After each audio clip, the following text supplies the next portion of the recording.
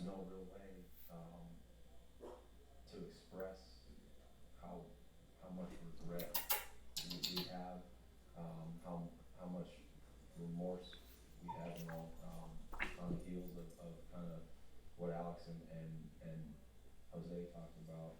I'm sorry that we're in this situation today. I regret the fact that we are in this situation today. I feel horrible for our sport, our game, our fans, our city, our organization, just fans in general. The way What's going on, Eric? that our team is being viewed, it's unfortunate. It was unnecessary, and we're gonna try to start Keith, what's going on? move forward on 2020. I wish I had said more. And looking back, I can't go. I can't go back.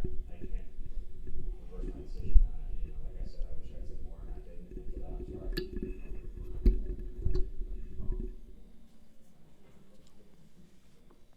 I don't want to get into too many specifics. I think we're here today to apologize and as a team. I think those opinions were expressed by everybody here today. What's going on, everyone? We'll give it another minute, let everybody get filed in. Again,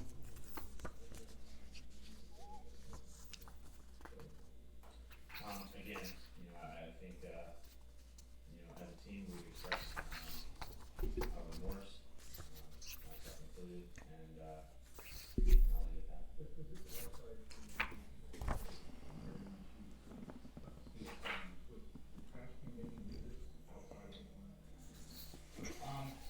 I can't speak for anyone else or any other organizations. The only thing I can do is sit here and speak for the Astros and my teammates and myself. And we crossed a boundary. I think we broke the rules, and we're sorry.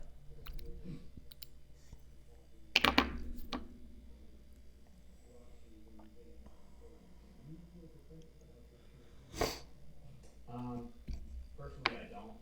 I think everyone is able to draw their own conclusions and have their own opinions of it. That's an impossible answer. I think we had an extremely talented ball club. In my opinion, we had the best team in baseball.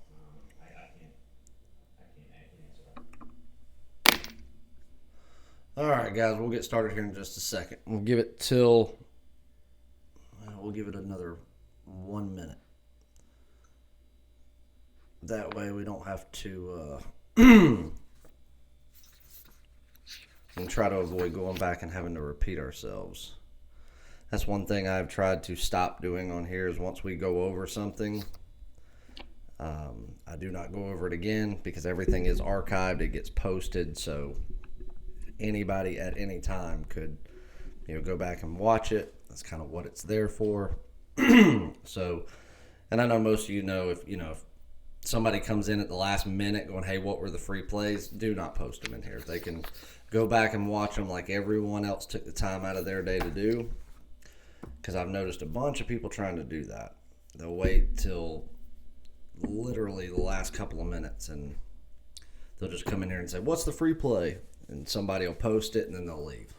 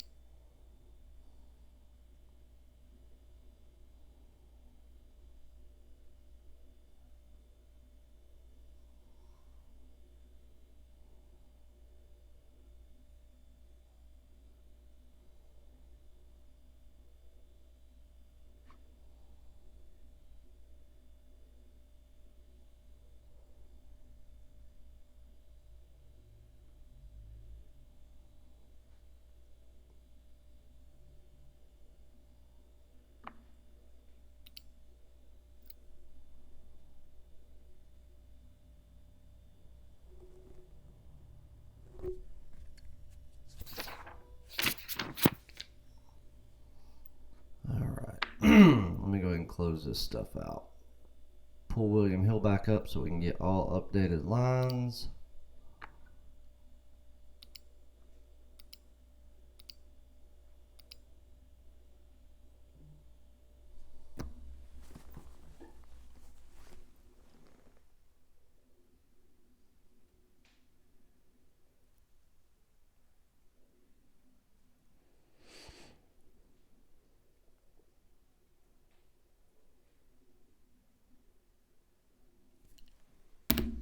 All right.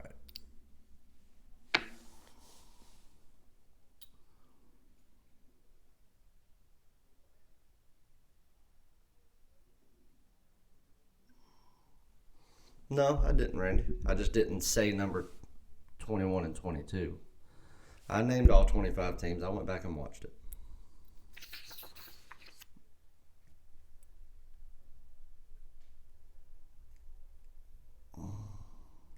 Chad, I think me and you have gone over this. I don't have anybody blocked on Twitter, except for one random account that kept sending me like spam stuff, and people were clicking on it and like getting viruses. So I kept having people blow me up about that person. I don't know who it was, but that's the only thing that I have blocked.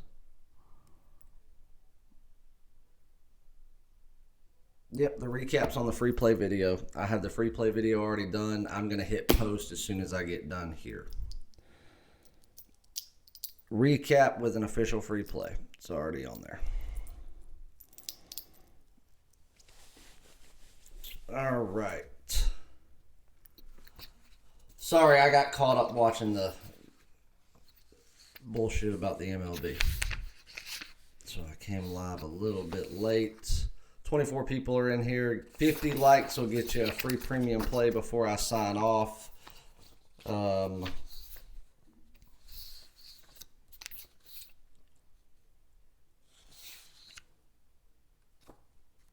Let me kind of get everything in order, because I've got a few plays that I've all but bet, because obviously I want to get the shoot-around reports before I do it. And we're going to go over something about that in a minute, because I have people that send me emails, telling me how many years of experience they have and how wise they are and how much they know, but yet they buy my plays and they don't like if I lay off of a game or something. I don't know. So we're gonna touch on that for a minute, just so I can make something very, very clear, as I think I always have, but I guess I'll have to reiterate it.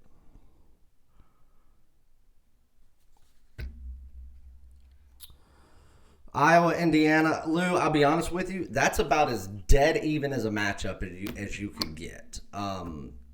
I think that pretty much anybody that's a client of mine knows that I have been pretty high on Indiana this year from a betting standpoint. We've made a lot of money with Indiana. Had them on I'd have to go back and look at my records, but it was either a game of the week or game of the month, Indiana midweek, that we had them on. So we've made a lot of money with Indiana this year, and I've been very, very high on them versus, the last couple of years.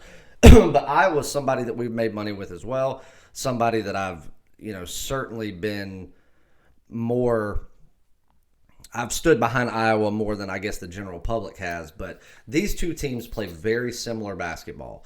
As far as the position players that come in the starting five for each team, a lot of them have very similar styles of play. So I think that truthfully, it's about as even as a matchup as you could get. It doesn't get more of a coin flip. So in that situation, obviously, I'm not going to go put my money on anything that's a coin flip. But if it gets down to it and I decided I wanted to throw some fun money on it, I'd take the money line, which is, what's the money line on this game?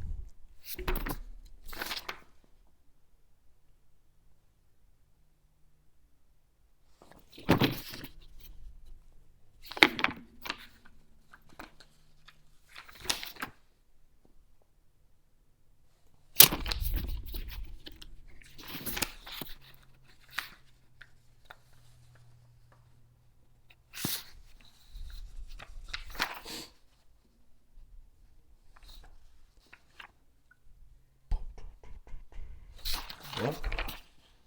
Where are my money lines at? That's odd.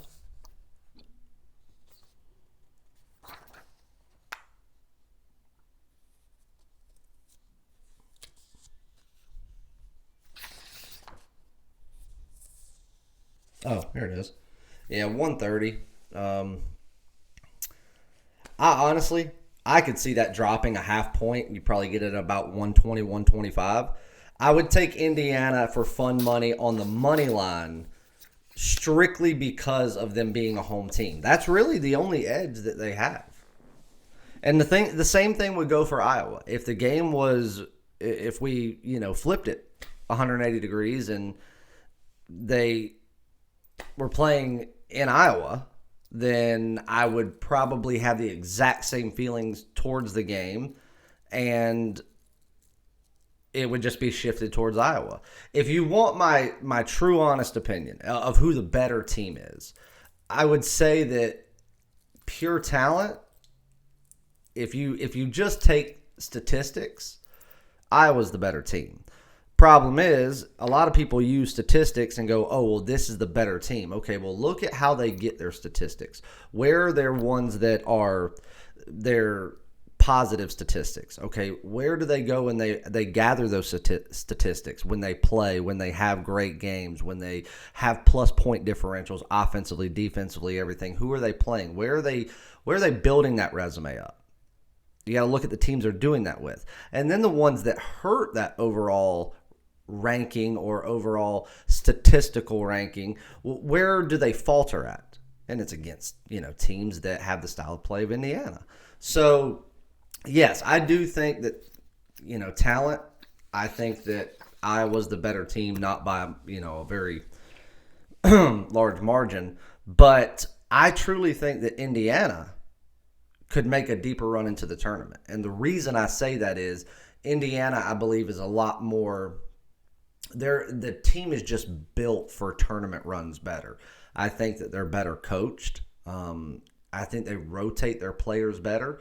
So I think that if it came down to it and you had these two teams in the tournament coming in opposite directions and we're like, okay, let's see who's going to go farther. If they were actually playing the same level of competition night in and night out, I don't see either one of them making it to the Elite Eight. I certainly wouldn't see them making it to the Final Four.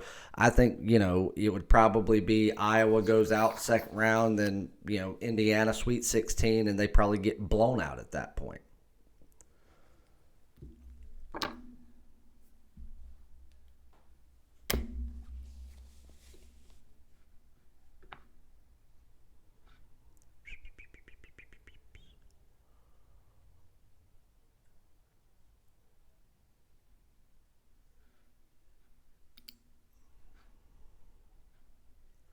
Why does this person keep... I guess I'm not going to call them out because who knows, they may end up... I don't know why people keep doing that.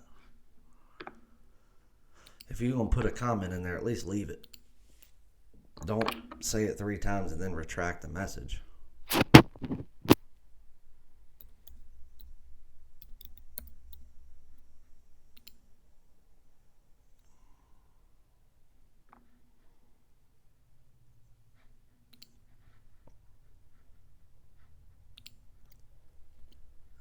Let's pull up.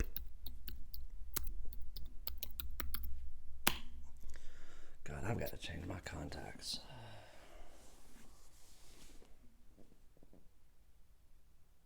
What?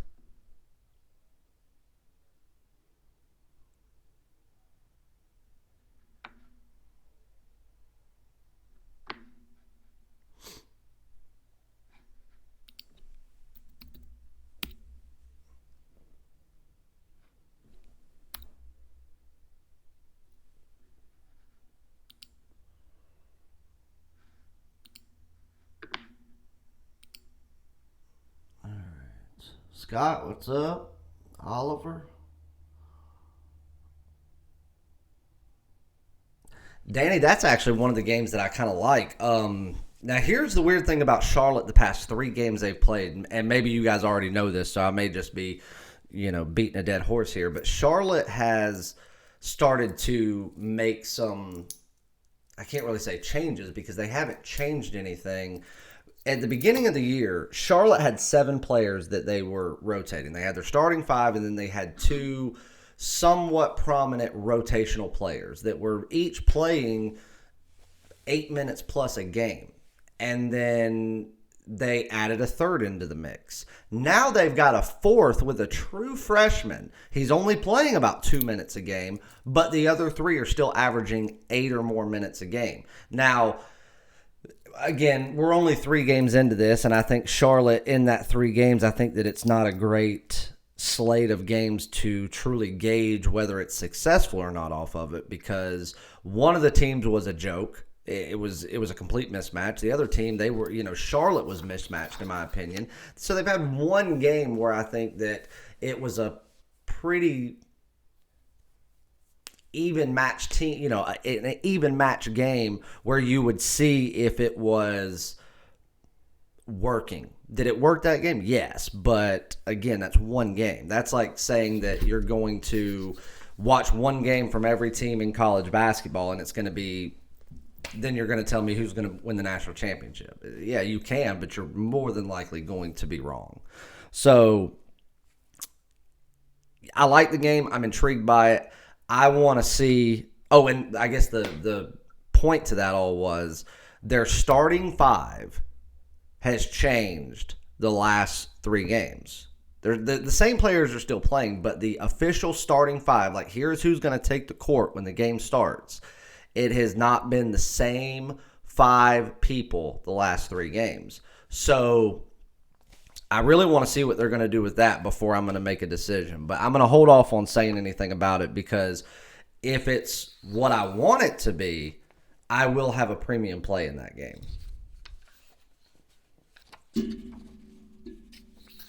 But, I probably won't know that for at least another hour. Jared Valdez, what's up?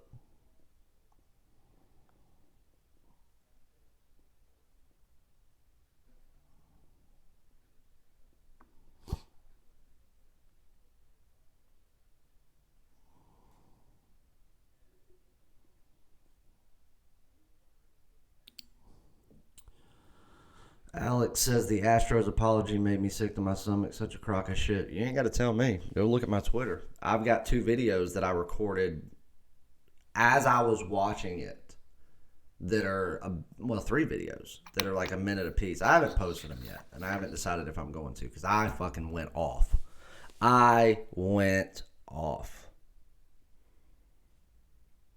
But if you guys want to see them, I may post them. I was, oh my God. I think anybody that's been a client of mine or that has just been following me for the last couple of years since I, went public, everybody knows my passion for the game. Everybody knows that game is my life. And I'm not shy within baseball or with any sport for that matter about somebody that I dislike or have a distaste for. I'm not shy about it, and I always say why. And it's not, there's not a time where you're going to hear me say that I don't like a player and not give a justified reason for it. That doesn't mean you have to agree with it, nor does it even mean that I'm necessarily correct. But I always have a justified reason for having a distaste towards an athlete.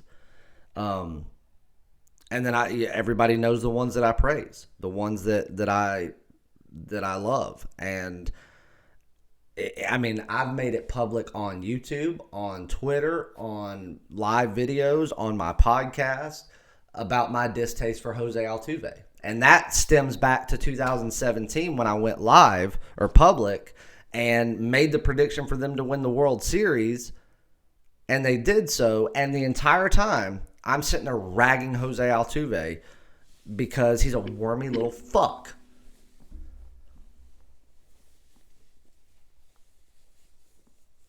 Who keeps retracting messages?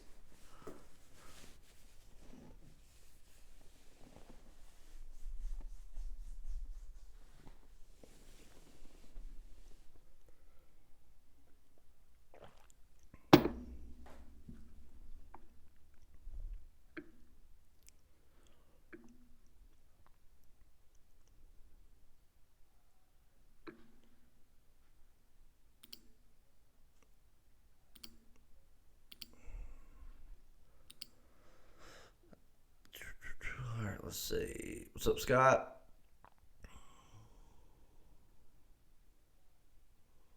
Did you see my text about the Blackhawks? No. I don't have a text from you. When did you send? Oh, it may be. If it was last night, I cut my phone off at about 8 o'clock. Let's see.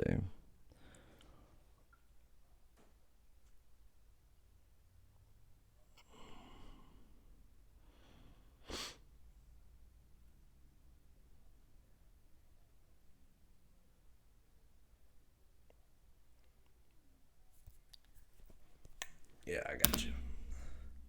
No, the Blackhawks are never going to be auto fade. But it's like I said last week when I went live, when we were talking about that team. Whatever day it was last week that I gave the Blackhawks out as kind of like a free play on the live show as one of them. And I said that their Canada trip, road trip that was coming up, that once they got into the middle of that, they were probably going to look like the team from the beginning of the season. But that's just because of who they're playing, the amount of days they're playing everything in. And it's not like hopping over to St. Louis or, hopping over to Detroit. They're going up into, they're stretching across the entire country of Canada 3 times over. And, they're playing some very competitive teams, a couple of them that are right there on the playoff bubble. So, yeah, it's not going to be a good road trip for them. I kind of said that last week where I said this is not a time during this trip to not play the Blackhawks unless instructed to, because there would have to be a reason.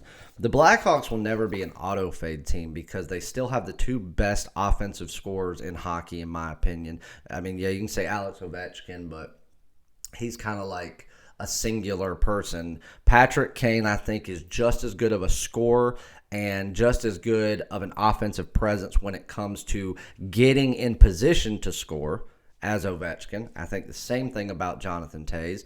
But them two together, that's the most dynamic duo in hockey.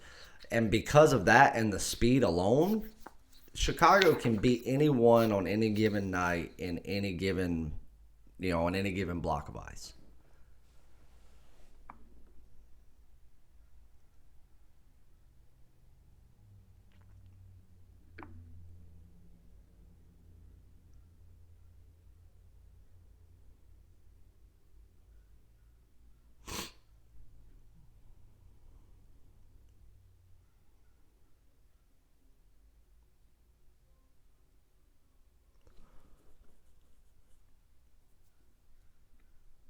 Yes, Oliver, I do think he made the right decision. For him, I actually spoke a lot about that on my podcast.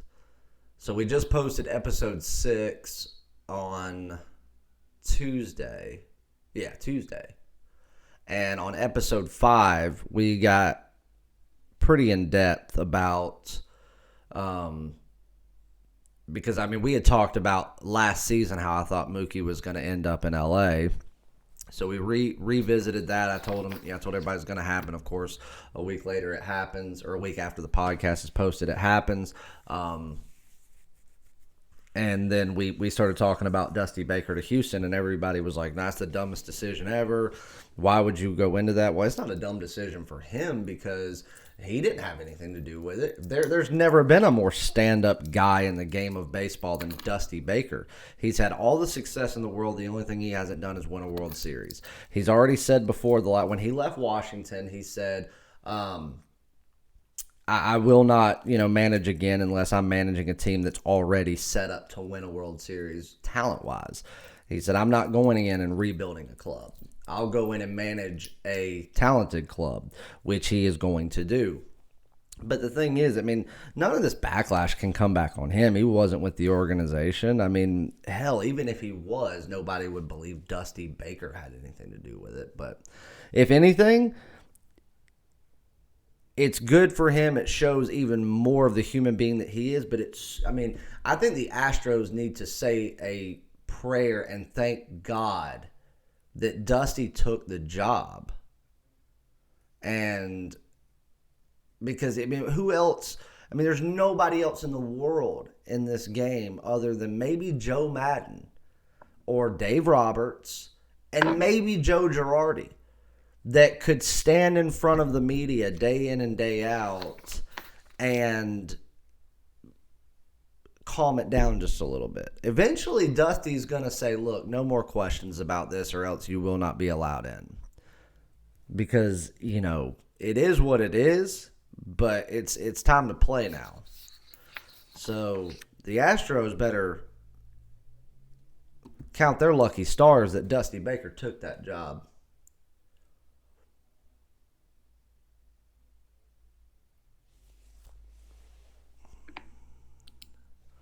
Sup, Kevin?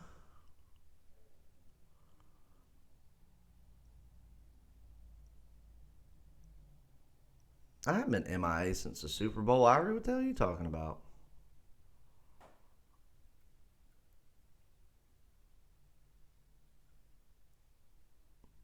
I hadn't gone live as much, but that's just because I've been traveling. But, I've still done free play videos. I've gone live,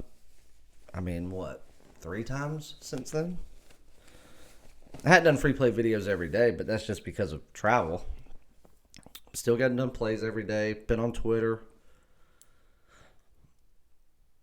But no, I'm hoping to get back to my normal schedule. Everything will calm back down after I get back from spring training. I don't know. I'm hoping, God, I want to lock these dates in today. The problem is I can go to spring training pretty much whenever. But while out there, because I'm going out west, I have 2 meetings out there that are very, very important for myself and you guys. And I'm not going to go to spring training and then come back and then turn right back around and go to basically where I just was. So it's trying to configure a very hectic schedule among 3 people and get it all done to where I can go in and do it and knock it out at once. So that's the only reason I haven't booked my dates yet. But I'm going to a couple of spring trainings. But once that comes, that's when I finally calm down a little bit. But beginning of February all the way through mid-March is always one of, if not the busiest time of year for me.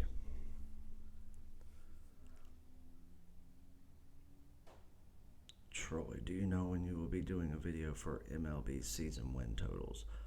What do you mean?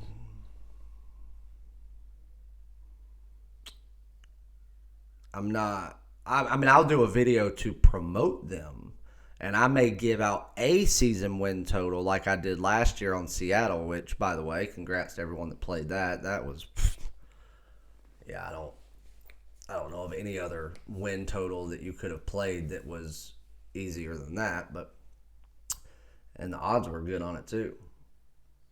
Then I had old VIP Sports again tell me how stupid I was, and they put out the exact opposite. So I'm betting $75,000 on the over.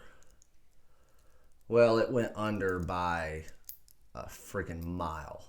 So, but anyway, I may do that, but the season win totals, as far as like how many I give out, that's kind of put into one package that is, obviously there's a cost to that.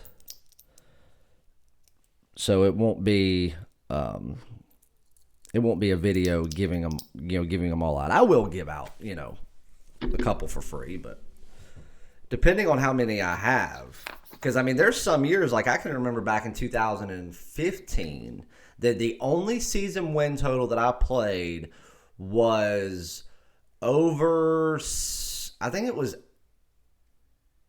hold on, I'll go back and look.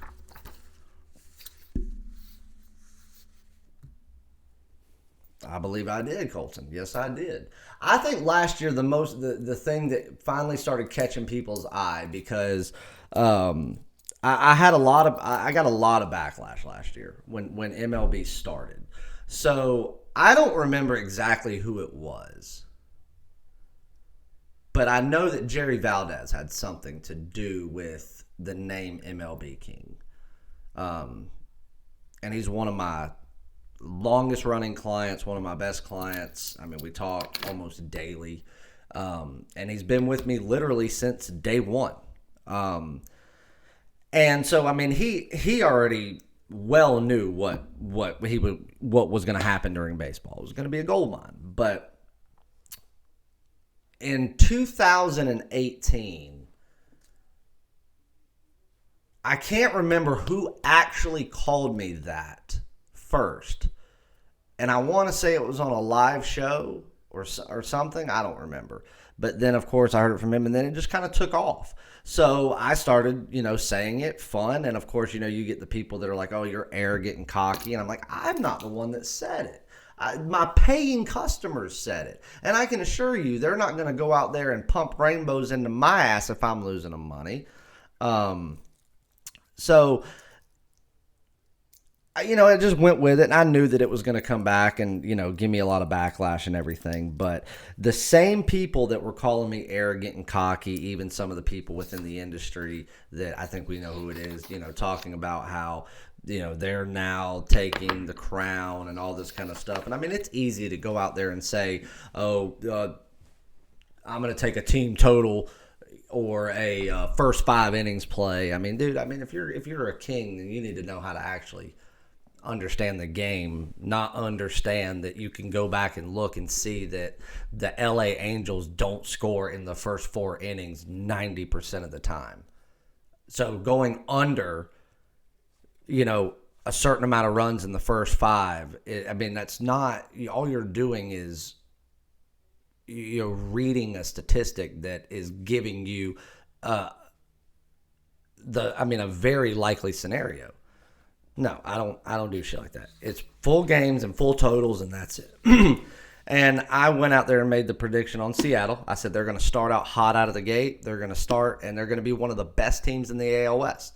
And then the second half of the season, they're going to completely tank. It's going to be like a small downward spiral. And then as soon as the All-Star break comes, I said the Seattle Mariners are going to be one of the bottom 3 teams in the second half of baseball, and they will go way under the season win total, which they did. I said the same thing about the Pittsburgh Pirates. Pittsburgh Pirates were projected to be the worst team in the NL Central last year.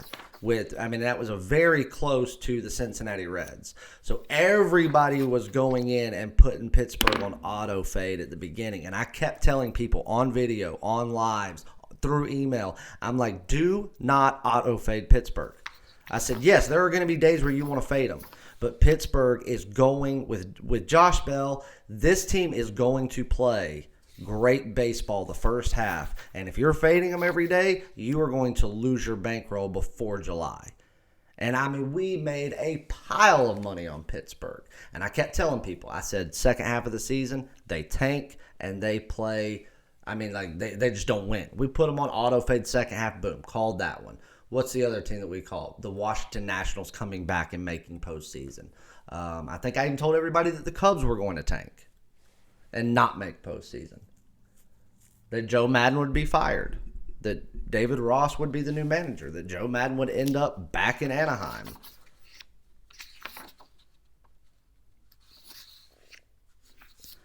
Here's the thing, guys. People can say I'm arrogant and cocky, and it's not just the wins. Anybody can win every now and again. But when you have somebody not only give you wins, but then tell you how an entire season is going to unfold for half of Major League Baseball and all of it comes true, I would think you need to say, okay, maybe this kid knows a thing or two about the sport that he's overly obsessed with. Maybe I'm not as arrogant as everybody thinks.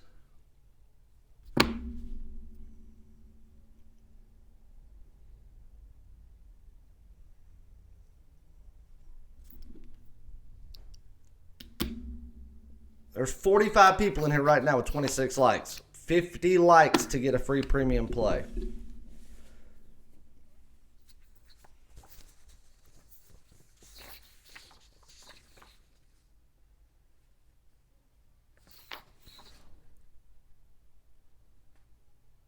Walter, you're saying you did get it or didn't get it?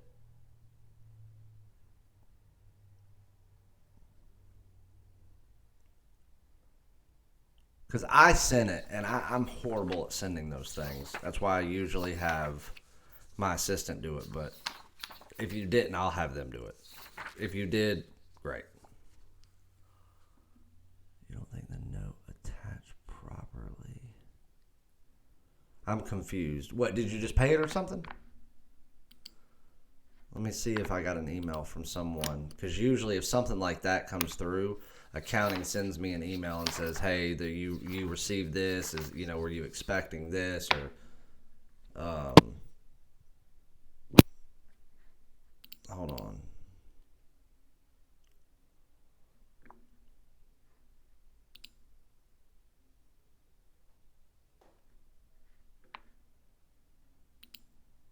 Yeah, I got something. Yep, I got it, Walter. Let's see. I know what you mean by note now.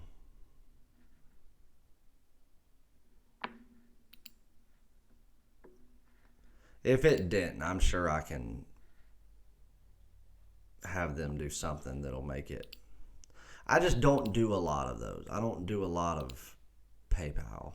I mean, we take PayPal. We take PayPal and Venmo, but I just don't do a lot of it. But I mean, if anybody wants to pay, via PayPal or Venmo, we take it. I just don't use it a lot. I'm not like most services that can only take PayPal because they can't get a credit card processor.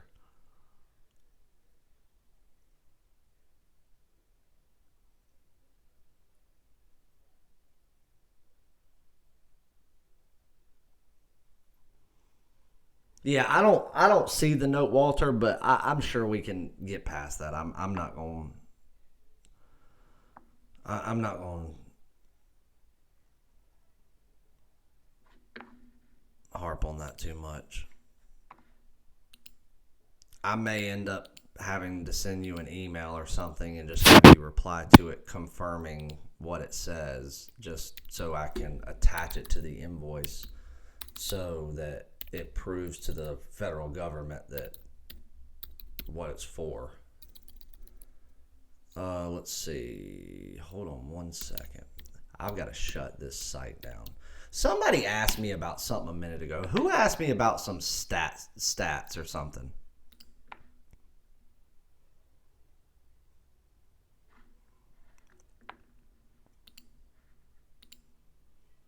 And I'm sorry I didn't answer it right then. I don't even remember what it says, but I was trying to get all this stuff set up to where I didn't have to leave that stream pulled up. I could look at the live chat.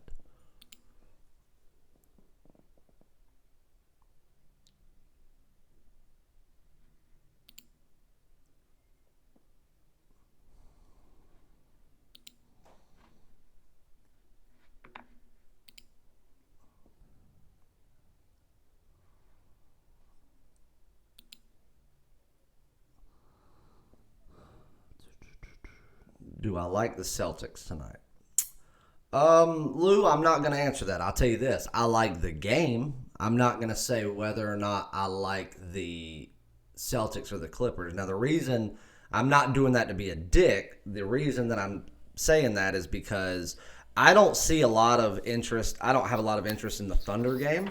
Now, again, that's all going to depend on what happens with any information I get on it. So that could very well change. But if I have a premium play tonight in the NBA, it's more than likely going to be on that game. So it's not fair to my paying NBA clients for, if I'm only going to have one premium play, for me to give it out for free. And obviously they pay for it. As of right now, I have interest in the game, but I'm not going to say whether or not I have interest on one side or the other.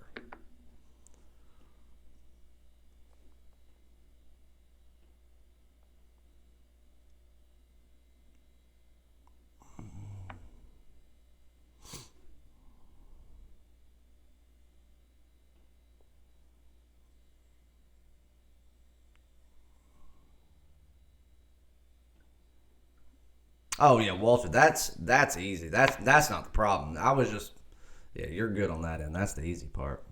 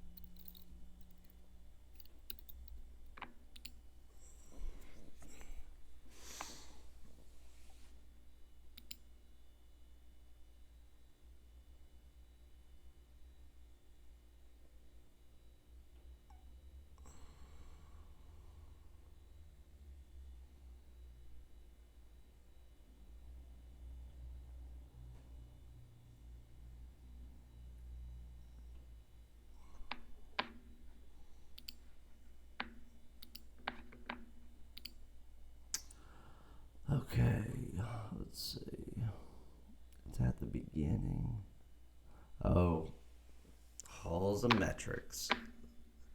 What's that goober's name? Shit. Eric Halsam or something? Haslam or something? Eric Haslam, I think it is. Haslam, however, do not buy into that. He is taking KenPom and just tweaking it, but with no real data behind why he's coming up with a different number than KenPom. It's the exact same platform. He's using the exact same statistical categories.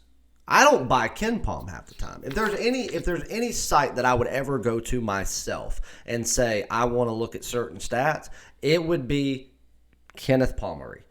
But it's only for two very specific statistics because I know that they are accurate. So instead of having to go through and look, if I have a ton of, like on Saturday night or Sunday nights when I'm going in and redoing my everything, most of the teams I already have game by game logs of it. But if for some reason I don't have it, I go through and I get a rounded off stat for the week for two different categories from KenPom. But this dude is nothing more than taking their platform, adding some random numbers that we don't know where they come from and, saying that it's unique. He's some sort of engineer or something. It's a joke. You do what you want to do, brother, but I'm telling you this. Some engineer's going to pop out of nowhere. That word engineer is a good sales pitch. I'm an engineer, so I understand numbers. Yeah, go look up the guy. You can probably Google him and find him out. I certainly wouldn't consider him a basketball expert. And just because you took KenPom's, copied it and pasted it, and then added some random figure from the moon, I'm not going to put my money on that.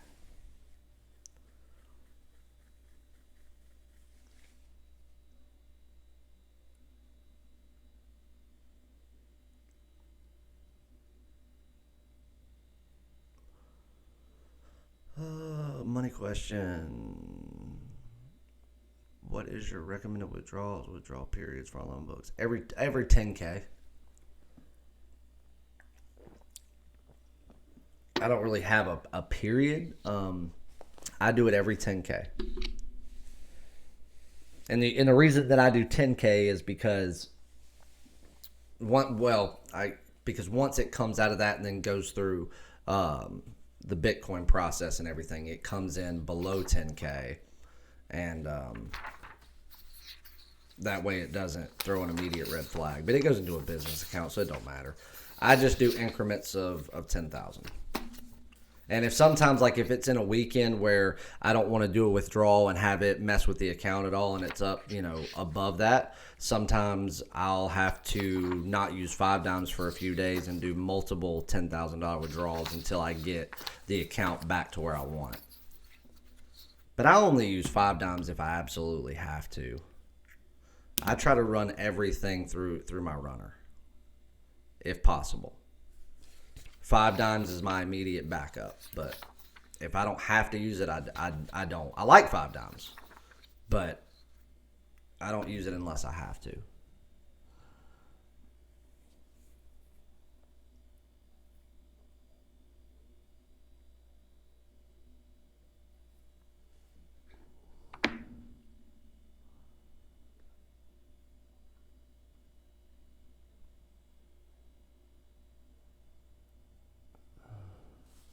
I hate Westbrook as much as I hate Harden.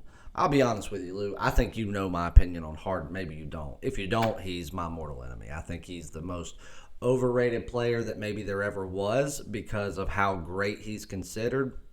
I hate the fucking douchebag. I really do. He's a joke. He's not a great basketball player. He is a well above average shooter that cannot be defended, or else he can't shoot. And he's a really good free throw shooter. He's not even a good ball handler. He's a terrible point guard when it comes to true professional standard. Fuck James Harden. He's a wormy little fucker too. I've never been a huge fan of Russell Westbrook. I think that he's got a weird ego on him. But I'll say this. One thing that I respect the immortal shit out of for Russell Westbrook is, even though I'm not a fan of him personally, I'm a fan of his game, because that dude hustles offensively, defensively. He never lets up. Now, you made another comment. 2 players that will never win an NBA championship. I hope you're right. Russell Westbrook should have never teamed back up with James Harden. He should have stayed where he was at and been like the player of a generation for that franchise. But, what are you going to do? I hope James Harden never gets one, and if that means that Russell Westbrook can't either, okay, I'm all right with that. But if Russell Westbrook were to leave, I do think that he has, he can get one, and truth be told, deserves one. James Harden, that son of a bitch doesn't deserve a cookie after the game, let alone a ring. The Rockets are done. They're done. Everybody's still, like, a lot of people are still high on, like, oh, you can't have that much talent and not win a ring. Well, I mean, look at what they've done for the last 5 years. They've had this stretch of about a 5-year period where they're just amazing, and, oh, they're the best in the West. The only people that can compete with them are the Warriors, but the Warriors somehow, just exploit the shit out of them. But during the regular season, Harden puts up 9,000 points in a game, but yet when it comes to the postseason, they get blown out. Their coach sucks. Their organization is extremely shady, and no, I do not think that they are going to win a championship anytime soon. I think that James Harden, if he's going to get a ring, will have to go somewhere else. But I also think that he knows that if he goes to a team where he is coming in as the outsider coming in and has to play with another superstar and he's the last one in the room, then they won't accept him because he's a ball hog. So he can't go play with LeBron. He can't go play with Damian. He can't go play with Anthony Davis. He can't play with Kevin Durant. He just can't do all those things and expect to be what he is. But being that he's in Houston and he was the guy there, and now other superstars are coming in after him, he can be a ball hog and have no, and be unapologetic about it, because it's as if, hey, you work for me type thing.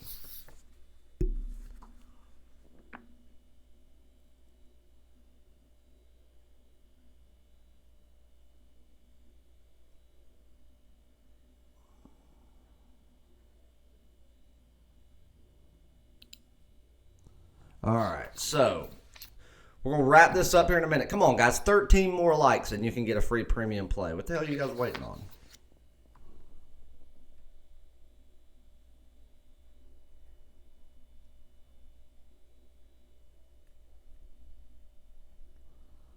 All right, let's see what we're missing. Let's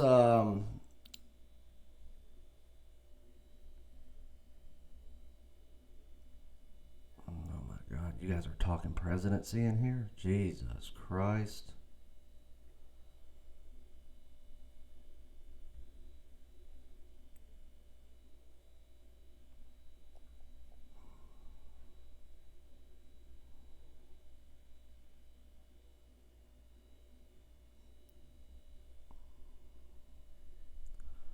I don't hate the idea of Bernie Sanders being president, other than the fact that he's like 9 million years old, and I don't know that he would like survive through a term.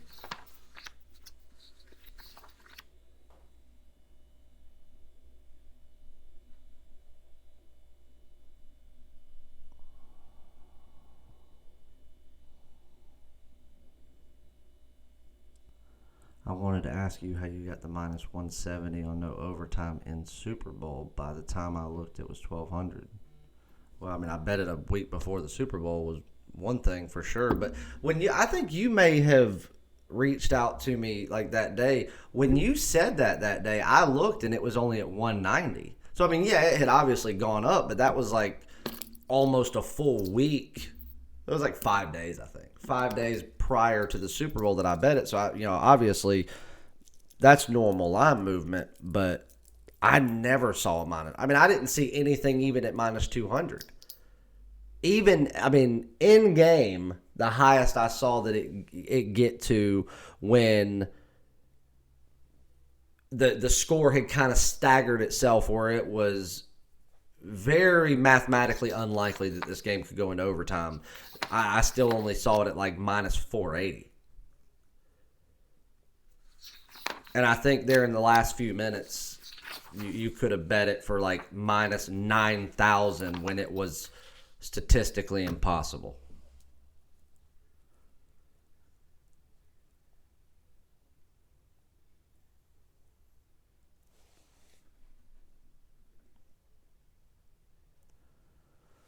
All right.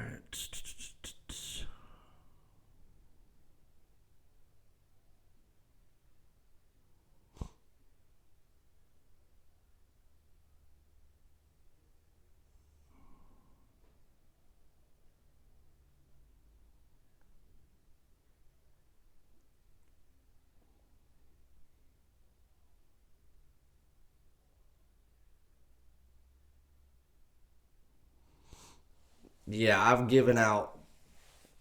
gave out some really early predictions on division winners in MLB on my podcast. It was either episode 4 or 5. One of the two, they're in there. And I gave my predictions there. My official predictions are obviously going to come right at the end of spring training. And those are my preseason predictions. And then obviously we usually do about a month into the season, I'll do an update on it to where, you know, I'll tell people to either put more money on it or maybe hedge it with something else just because of what I'm seeing now in regular season play. But other than that, you know, I'm pretty much stuck in my ways. When I make a futures prediction in baseball, I stand behind it, and I'm very confident in it.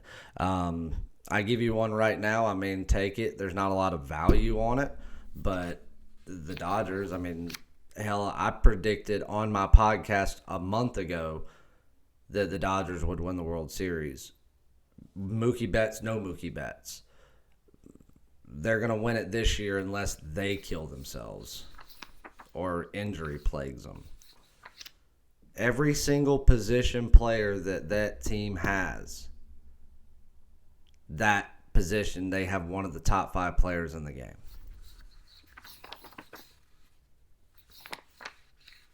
And now they have one of the top 3 players overall in baseball. Here's you another bold prediction. So David Price, obviously he did great in the World Series. Then he had some injury. Other than that, he's kind of been just mediocre at best ever since leaving Michigan. But I think that he goes to LA and shows out. I think that he has a career year in LA. And I think the fans embrace him. They did not embrace him in Boston. He was not very loved. He was appreciated for what he did in the postseason of 18, but other than that, they didn't really care for him too much. But that's what you get when you are a complete douche canoe to Boston royalty like Dennis Eckersley. I mean, why are you going to sit there and call that man out? Over, I mean, seriously, who would do that? They don't make them no better than Dennis.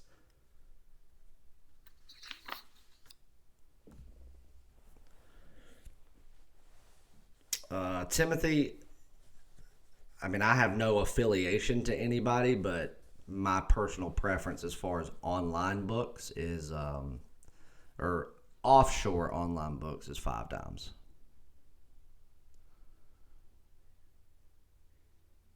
But yeah, I mean, the Dodgers, that's a given.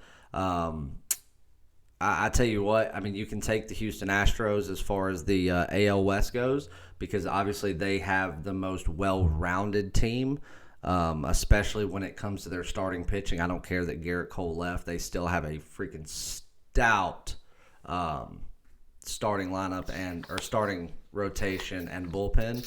But I really think that the value lies within Anaheim. I've been telling everybody since last year or since the end of last year when I said that Joe Madden was going to get fired and that he was going to go to Anaheim.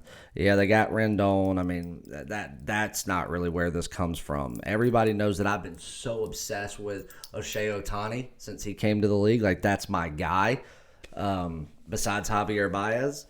So he's going to come back. He'll be pitching by midseason. He'll probably throw bullpen in the first month.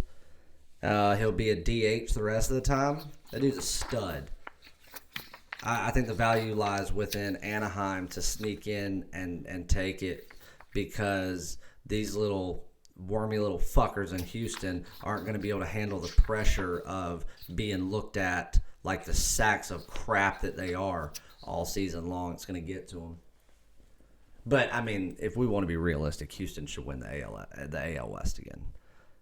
The most competitive division in all of baseball for 2020 is hands down, no question. It's not even up for debate. You can disagree with me if you want. Everybody's entitled to their opinion, but yours will just be wrong if you disagree with me.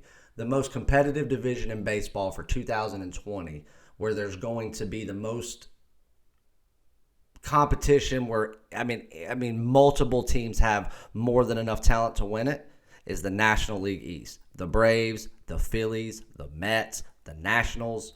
Any one of those teams winning it would not surprise me.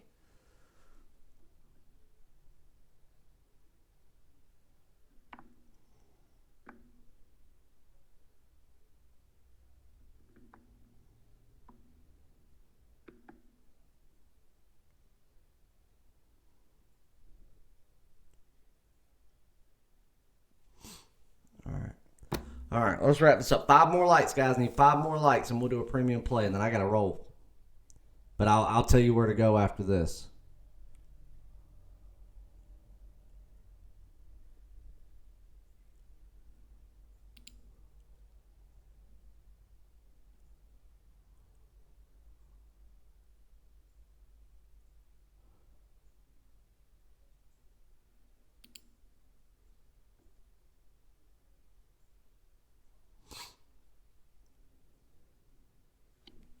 Yeah, Scott, last year from June, I guess it was about the start of July. Well, let's say post All-Star break last year, all the way until, the regular season was over. I think there was only 3 weeks that I did not have a game of the week, game of the month, something like that each week. And if I can remember right, we only lost 2. 3. I think 3. And there were some weeks it was multiples. I mean, hell, there was 1 week last year that we had a game of the week, a game of the year like 3 days later, and then the very start of the next week, I didn't want to put it out, but I mean the stats were there because we still had 2 weeks left in the month, but I was like, shit, I'm putting this out as the game of the month because I don't think I'll have anything higher than that. And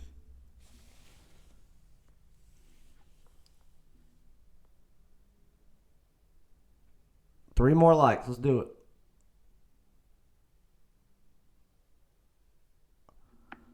Oh, yeah, that's right. Let's go ahead and go over that real quick before I go. NASCAR is here, guys. Let me make something very, very clear because I've got a lot of emails about this. A lot of emails, messages, a lot of people asking. Some people even asked me last week, were sending me emails going, hey, I bought the NASCAR season. Why did Patrick not release any picks for last week? Guys, last week was not a race. Well, it was a race, but it was just an exhibition race. It was an invite only. So the event was being put on by multiple corporations that were doing the event, and they had invite-only drivers come in who were also had to be approved by their racing team and ownership to be able to go out there and risk a car to do it. And money was being donated to charity. It was an exhibition race. It did not count. There were no points involved. Nothing. He will never, ever have anything like that. Like last year, he didn't have anything for the All-Star race. I don't even know how the All-Star race works. He called me the night of the All-Star race and was like, hey, I'm not, I didn't put anything out, but I'm here if you want to bet this. And I don't even remember what it was. And when he was explaining it to me, I didn't even understand what he was saying. I had to have him log in to my 5Dimes or my MyBookie account, because that's who I bet NASCAR through, and place it for me, because I'm like, what are you talking about? But anyway, stuff like that he does not bet on. He does not bet on any lower tier races. No truck races. No, I always call it Busch Series races because that's what I remember it was called as a kid for the longest time. But whatever it's called, the Busch Series, the basically like your minor league for racing that they have on Saturday nights. He does not do that. He only does, and I want to call it Sprint Cup or Winston Cup. Last year it was Monster Energy. I don't know who it is this year. The Cup races on Sundays, sometimes Saturdays, but those races are the only thing that he places wagers on, period. And here's the thing. I don't give out his direct email to anyone because, again, he works for NASCAR, the organization. So that's why he doesn't do his own videos. Hopefully he will when he retires in 2 years, if he actually goes through with that. And that's why he doesn't put his face out there, because it would be a conflict of interest, even though he's in the marketing department. But the dude's a freaking racing whiz. So I'm kind of like his face. So when you send in emails being like, hey, and like it's like attention Patrick, hey, what do you think about this? I know that you don't bet on this, but what are your thoughts? I'm not even sending it to him. He will very rarely have contact directly with a customer. That's just not what he does. He gets paid to study it, get winners, put out a card. I take care of the rest. And then whatever he sells is his. So this weekend, Daytona 500 is here. There will not be any bets, any picks on the shootouts or the duels or any of the things like they have pre-race. Only the race itself. What I can recommend to you is the Daytona 500 is the biggest upset-stricken race there is, because you can go from 30th in the pack to first place in one lap, and it can change 1,000 times over because you're going 200 miles an hour with the steepest embankment in racing, and the drafting is absolutely insane. When wrecks happen, sometimes 15 cars are involved in an accident. So what I would recommend to everybody that's on NASCAR, start your first week out, bet half of what you normally would once you see the way that it's labeled. Whatever your normal wager would be, bet half. And then when we get into the following race, where we really feel like we kick off the season, that's where you bet your normal stuff. The only reason is because there's so many different variables that can screw up a race like the Daytona 500. If something happens and God forbid he were to lose something, you're not risking as much. But last year, hell, he won the Daytona 500. He picked the fucking winner. Had 5 head-to-heads in that race. Won 4 of them. I don't know that he'll have that this year. I've not seen his race card. We have a call tonight, and then obviously the race will be the card will be put out typically at least 3 hours prior to the start of any race.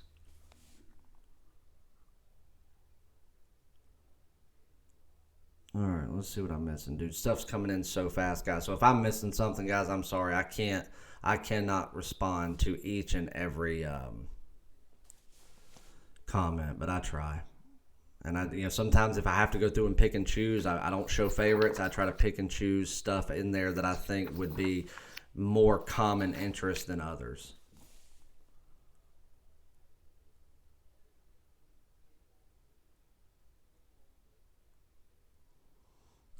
You a hater. Okay.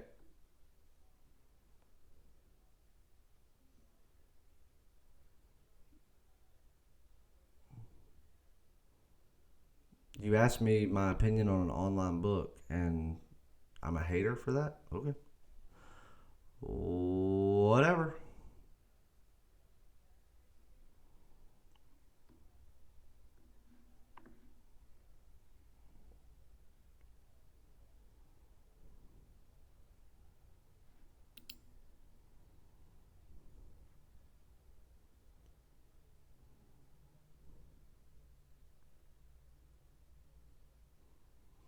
No, there's not, Walter. But sometimes my bookie will release lines just a little bit earlier,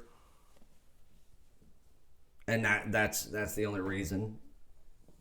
So that's why I just opened up an account. And every once in a while, their lines are a little bit better when it comes to head-to-head stuff. So, but all lines are pulled from William Hill and MyBookie, and it'll always state where the lines are coming from. And we use whatever lines are first, which are typically William Hill's.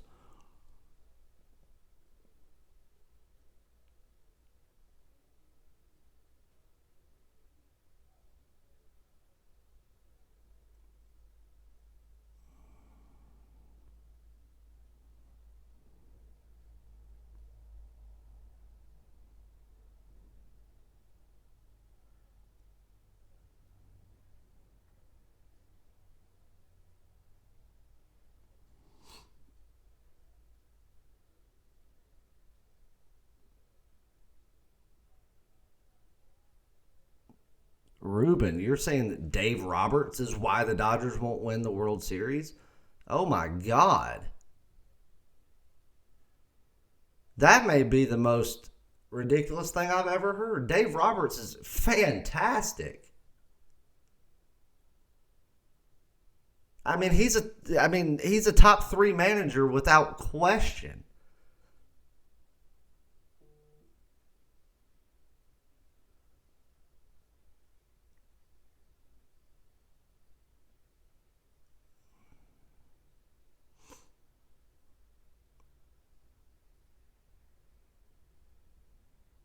No, the Dodgers didn't win last year because, if you want to pin it on one person and say this is a pivotal reason that they got kicked out, you can blame it on somebody that's already a lock for a first ballot Hall of Fame entry, and that's Clayton Kershaw. Keith, did I not say it? When did I say that I thought Chris Bryant would end up going to Atlanta, or at least it would be in talks? It was before I went to the winter meetings.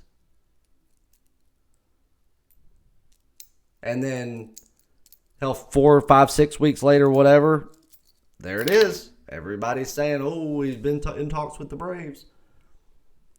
I do think Chris Bryant will end up leaving. It'll either be Bryant or Rizzo one. Unless Javier Baez just has a terrible 2020. I don't even want to think like that. They get rid of Javier Baez, I'm going to go fucking throw myself off a bridge somewhere. All right, let me pull up some lines. Let's do a free premium play and I'm out.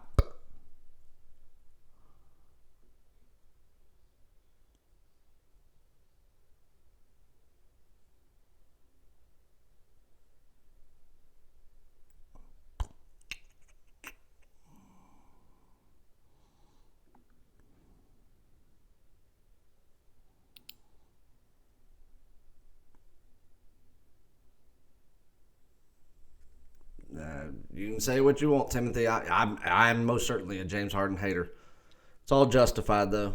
I like basketball players. I don't like sissy shooters that cannot play any defense, that can't shoot when they are defended, and when they score 50 points, they go to the free throw line 18 times in a game. And then people just brag on him like, look what he did. Well, Jesus, God in heaven, he's an NBA basketball player. If you cannot go out there and put up 20 points when going to the line upwards of 20 times, then you won't be in the league, especially as a shooting guard. And when you take 900 shots a game, I would hope that with nobody defending you and you getting 16 to 20 points off of unguarded free passes to the hoop, I'd hope you score 50. James Harden's such a fucking weasel. Corey, yes, there will be day packages, but it's only on race days.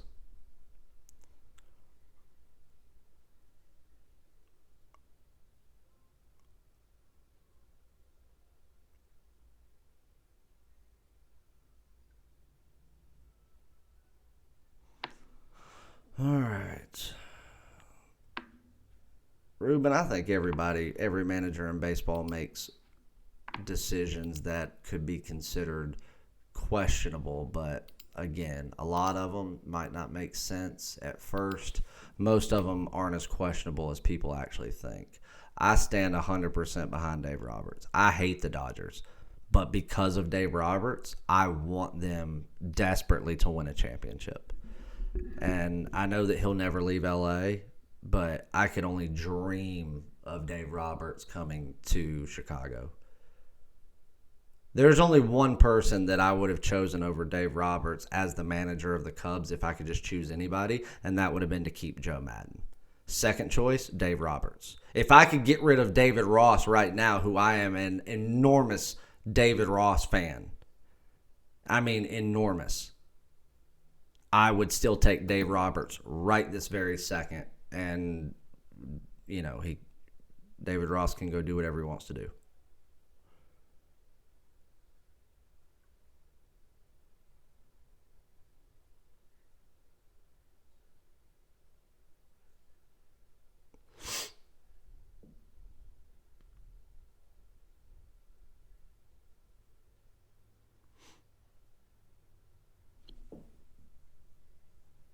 All right, let's do a play, and I got to go. I went too long on this. I didn't even realize what time it was. All right, let's see. I had 3 games circled that I was willing to give out. Let's see if the lines have changed at all.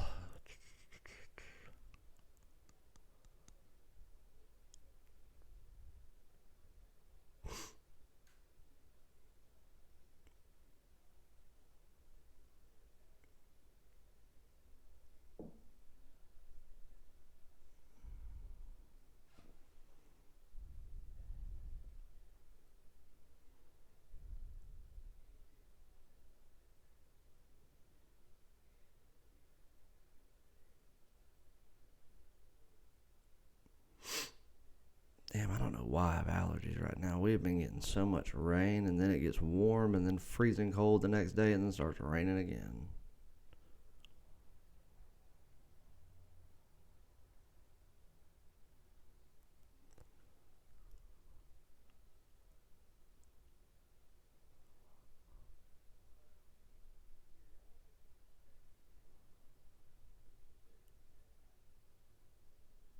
All right, so I kind of, you know what? I almost want to give out that NBA, but again, until I get as much information as I can, and I'll go over that in just a second, I'm not going to do that. And then that would probably be my only premium play, so I'm not going to do my people like that.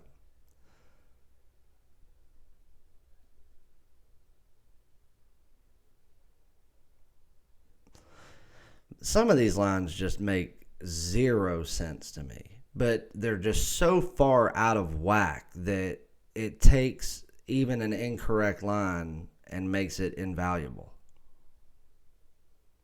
I don't get it. Like, where are these coming? Who's doing it?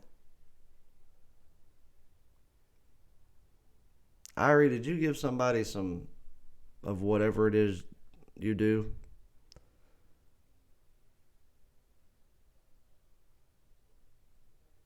This is crazy.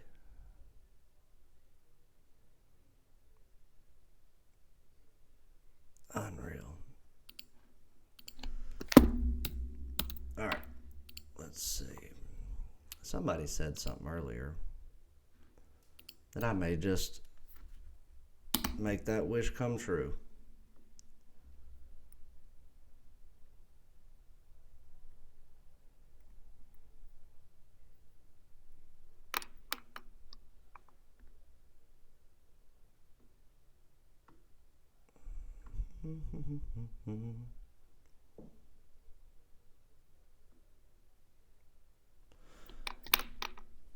All right, let's look at the. I tell you what. Matter of fact, I'm going to use Mr. Walter on this one. Walter, do me a favor. Pull up 5 dimes and go to NHL and let me know when you get there.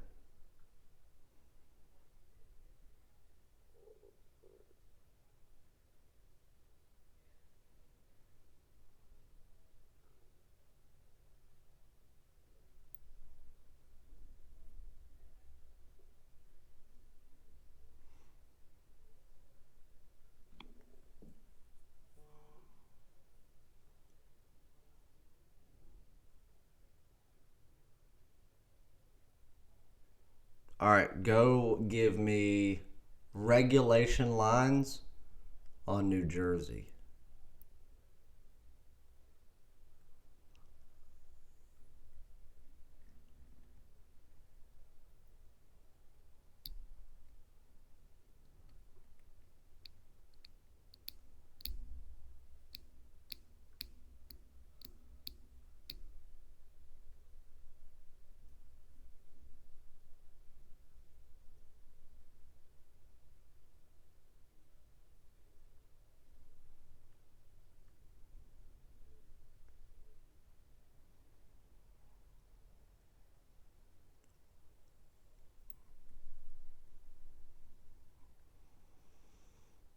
Perfect. All right, that's what I wanted to see right there. William Hill's got it actually at 125. So, all right. So Detroit Red Wings, New Jersey Devils tonight. Two teams coming in now have a little bit of rest. New Jersey got, just the life sucked out of them in their last game, and it was just, man, I felt bad for the guys. I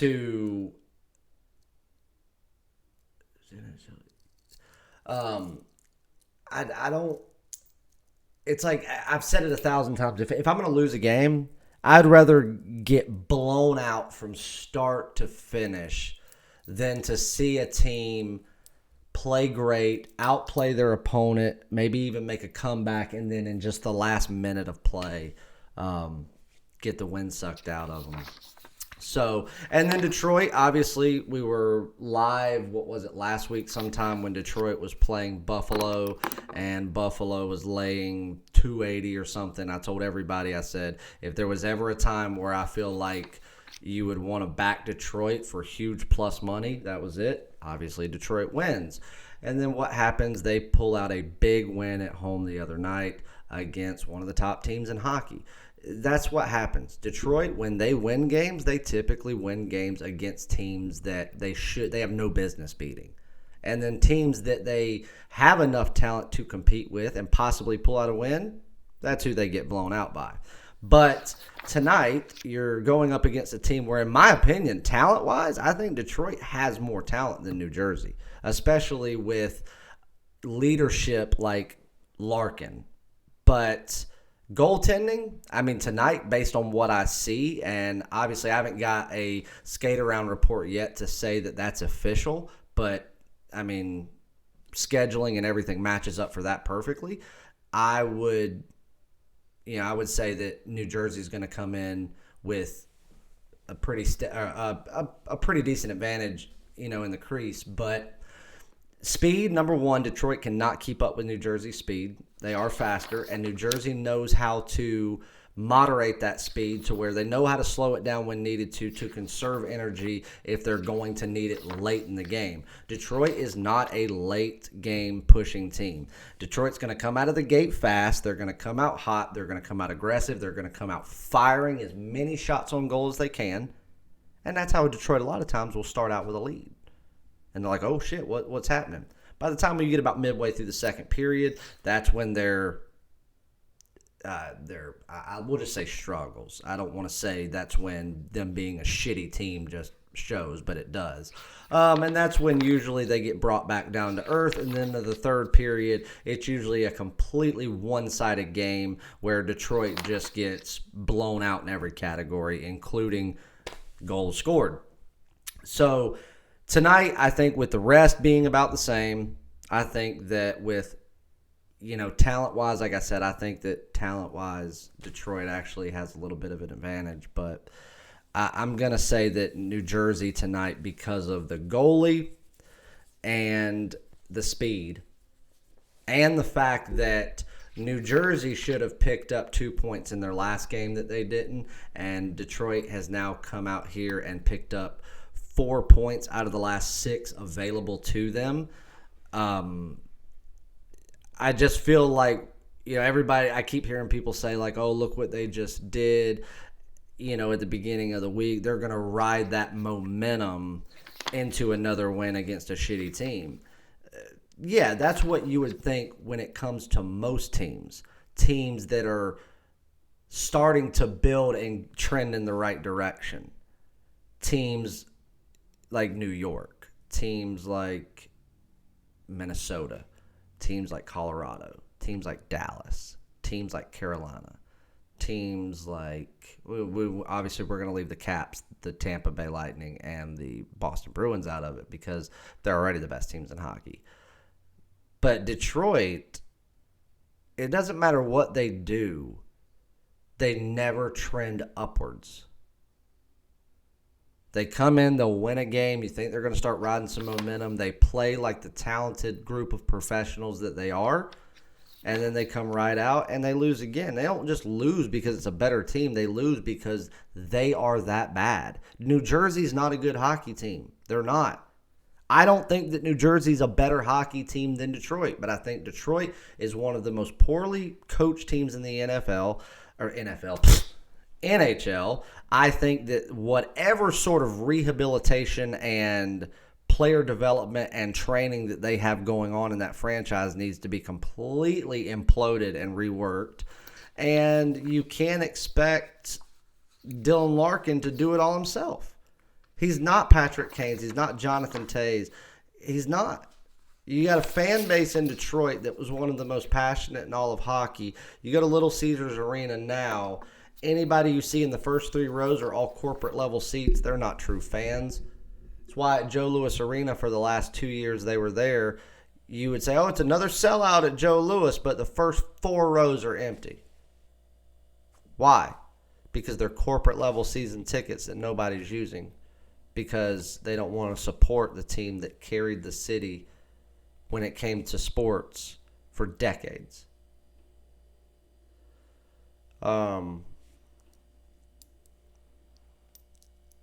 Anyway, I mean, I could break this game down all day if you wanted to. I'd just go ahead and say that I'm going to play minus 120 in regulation in favor of New Jersey. That is going to be on my card tonight. That is a premium play, and that's the premium play that I'm going to give you. I've got a free play video that I've already recorded that I did college basketball in, so that's why I decided to do NHL here. That will be posted the second I get off here. I've got it right here where I'm going to load it and put it up there so you can get a free college basketball play as well. Make sure that you jump on a package. $50, 3 days. I'll extend you to a 4th if you buy today and today only. And $99, 7 days, $2.99 for a month. And yeah, I don't see my buddy from the other day who wanted to tell me that I was wrong about Kentucky. I came back and tried to find him. So just so you know, if he comes back, whatever his name was, when I said that Kentucky was a freshman-heavy team, and he said I was wrong because he said that I said that Kentucky was all freshmen, which I didn't say. And then he kept saying that I was wrong, and he kept pointing out who's a sophomore and who's a junior. I went back and pulled every single name, and 7 out of the 12 current active roster members are freshmen. That's roughly 60% of the team, 58 point something to be exact. And there's actually an 8th that redshirted and is still considered a freshman even though academically he's a junior. So if you really want to get technical about it, since we're not talking about their academics, we got 8 freshmen. But what do I know? So let's see what everybody said. New Jersey Devil first 10 minutes is minus 195. Ooh, Walter, I do not like that. I don't.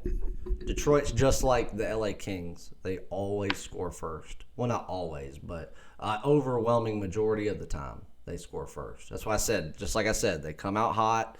They a lot of the time score first, and then they get trounced the rest of the time. Under 1.5 first period. Coin toss. Walter, I'd caution you against that. Wing score first. Yep, there you go. 70%. Yeah, that sounds about right.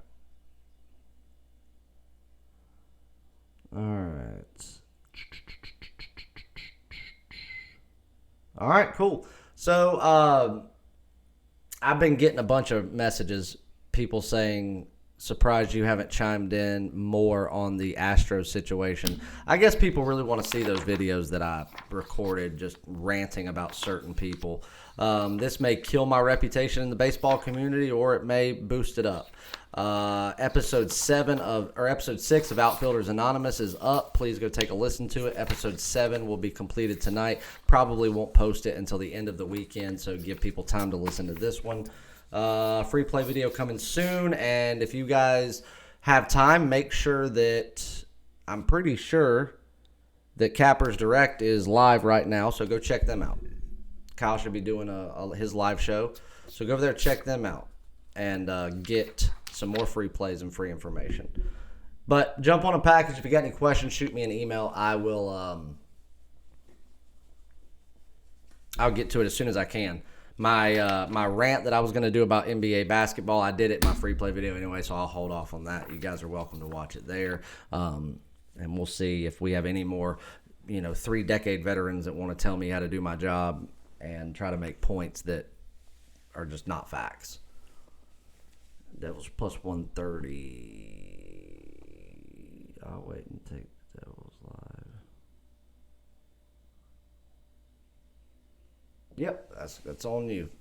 All right, but yeah, do that. If you want to get on the NASCAR season with Patrick, the number one NASCAR guy out there last year, I mean, any of these guys can attest to it. His season package is up there. He will have single race cards, but they will be on race days only. And I tell you this, it's a lot more. I mean,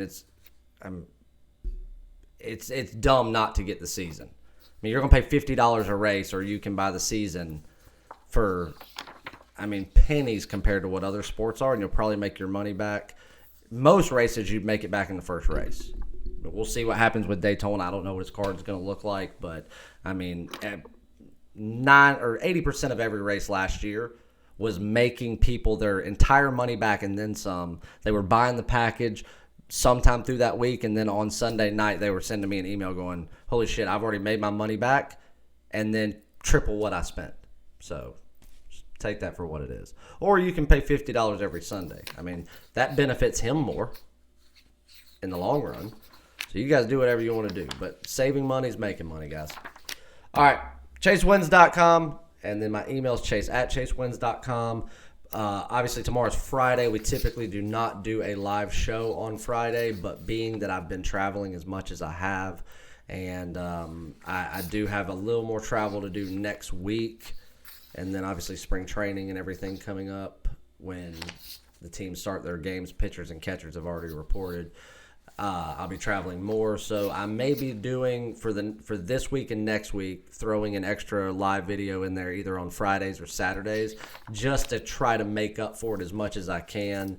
And then by mid-March, guys, we should be back to our normal schedule, and we'll have to see what we want to do as far as our live show schedule comes when it's just baseball being played. So, all right, guys, thanks for tuning in. Go check out Cappers Direct and tell Kyle and the guys over there I said what's up, and go get some of that free information, free plays. You won't be disappointed. And, yeah, that's all I got. So, Devils, minus 120 in regulation is your free play. If you want another free play, watch my free play video when it's posted. It will be up soon. Go subscribe, turn the notifications on. Follow me on Twitter at PixChase. Gave out a big winner on St. John's +2 last night since I couldn't do a video. So, easy money, guys. Go get it. See ya.